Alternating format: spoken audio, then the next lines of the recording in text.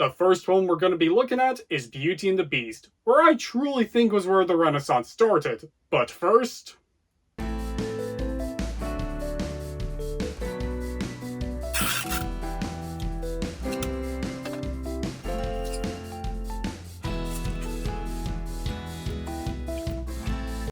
better safe than sorry. Hey look, it's Bambi's mother! We begin this tale as old as time with a stained glass backstory of a small prince in a faraway castle where one day a beggar with a rose pops by asking for shelter, with the prince refusing to let her in for her looks. She reveals to be a beautiful enchantress and curses the prince by turning him into a beast and has to find true love before the rose's petals fall down. God only knows what he got up to during puberty. We cut our leading lady Belle in a small town and gets along with everyone in song, and also happens to be a massive bookworm. We also see our villain Gaston alongside his pal LeFou, who wants to marry Belle. She heads back home to see her father Maurice, inventing a device for making firewood. Maurice then heads out to the forest for a competition and gets lost, leading his horse to run off, and Maurice ending up at a castle where he meets some talking household objects like Lumiere, Cogsworth, and Miss Potts and Chip, who take him in, and we soon find out that this is Beast's castle, who is infuriated by Maurice's presence, to put it lightly, and takes him to the torture room for trespassing. Back at home, Gaston sets up a wedding and pops over to Belle proposing to her, with her saying no, and Gaston getting humiliated. We then learn that Belle wants more excitement out of life, and gets the chance as Maurice's horse comes home, and both head out to the castle to find her father in the dungeon. She finally meets Beast and offers to take Maurice's place as prisoner, letting him free. Realizing that she could be the one to break the curse, Beast takes Belle to a fancier chamber, and she befriends the likes of Lumiere, Miss Potts, Chip, and a talking wardrobe. Meanwhile, Beast is advised to control his temper if he wants Belle to fall for him breaking the curse, after forcing her to come dine with him. In the village, Gaston feels depressed after his failed proposal to Belle, which leads to the song Gaston helping him cheer up. And memes aside, this is a pretty fun song. No one makes fun meme material like Gaston. We also see Maurice in the tavern, who tries to warn everyone about the beast who captured Belle. Whilst everyone thinks he's crazy, Gaston starts to come up with a plan to win the heart of Taco Bell. Over in the castle, Belle refuses to dine with Beast, making him leave her to starve. But Lumiere and co set up a dinner just for her with the song Be Our Guest. No. A great flashy sequence I'm surprised played this late into the film. I always assumed it played once Belle entered the castle, but hey ho.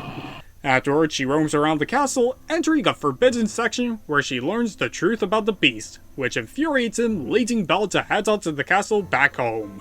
Just as she makes it to the woods, she encounters some vicious wolves, but Beast comes in to save her whilst taking a hit, with Belle taking him back to the castle to look after him.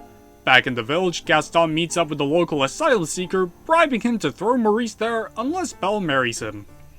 No one makes convincing threats like Gaston. Just as Maurice heads back out to the woods to save Belle, Gaston puts LeFou on watch for Belle and her father at their house. In the castle, Beast shows Belle his library, leading to a sequence of the two falling for each other and Lumiere, Cogsworth, and Miss Potts gaining hope Belle will break the curse. At night comes the famous ballroom sequence where Beast and Belle dress up and waltz together. And I had to say, this is one of the greatest achievements I've ever seen in animation. When I saw this in cinemas not too long ago, it took my breath away. The combination of the 2D characters and 3D ballroom is seamless, it has a nice song playing throughout. Really hard to think this was made in 1991, especially when most computers at the time could only run this.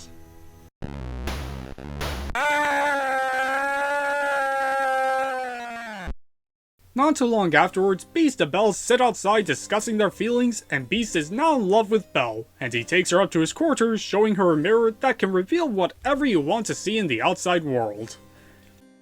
Man, for a fairy tale, this curse was quite ahead of its time. Belle asks to see her father, only to see him falling ill in the woods. Beast gives his blessing for Belle to leave, even taking the mirror with her and go out to save him, shocking everyone back at the castle. Pretty neat indicator for how far Beast's character has come, and is also a good breather from the typical third act argument.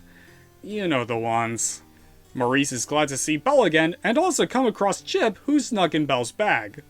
However, the asylum seeker pops by to take Maurice in, alongside Gaston and everyone in town showing up. Maurice keeps on trying to explain the beast, with everyone still thinking he's crazy. Belle asks Gaston to stop, but only agrees if she marries him.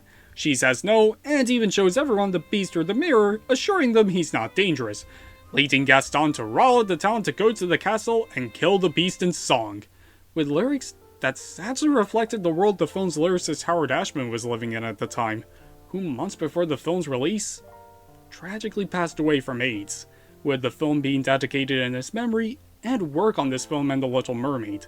And despite everything I said about the latter, Howard helped steer Disney into what it is today, and that will certainly not be forgotten. And thankfully this wouldn't be his last film, as he did some work on Aladdin and its songs prior to his death. Belle and Maurice are locked up in their basement, but Chip comes in to bust them out using Maurice's firewood contraption from earlier.